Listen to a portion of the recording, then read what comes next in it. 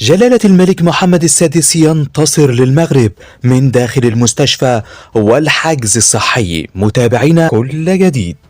قرر الملك أن يأخذ موقف بعد وصول له أخبار أشرف حكيمي وسعد المجرد.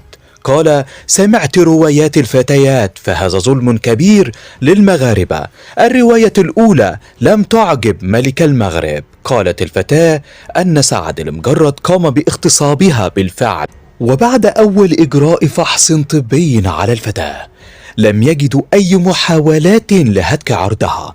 بالفعل فلا توجد أي حيوانات منوية أو أي محاولات أيضا لاغتصابها. فقالوا لها: من فعل بك ذلك؟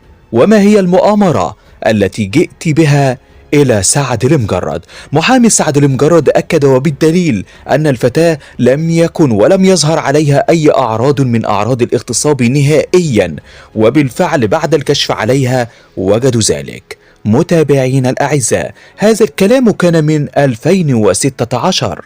ومع كل ذلك قررت المحكمة سجن سعد المجرد 6 سنوات مع اعتراف من طرف واحد دون مواجهة سعد المجرد نهائيا.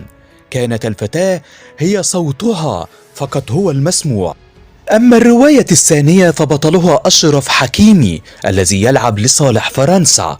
قالوا عنه أنه اغتصب فتاة في منزله، أجبرها على القدوم لمنزله وقام باغتصابها بهدف أن تشرب معه كوبا من الشاي. وهربت الفتاة وذهبت بعيدا عن منزله، ثم بعد ذلك قامت برفع دعوى على سعد المجرد، وبالفعل هو مطالب الآن لنفس القضية بفرنسا. وقرر الملك محمد السادس أن يوجه رسالة إلى ملك فرنسا ماكرون، وقال: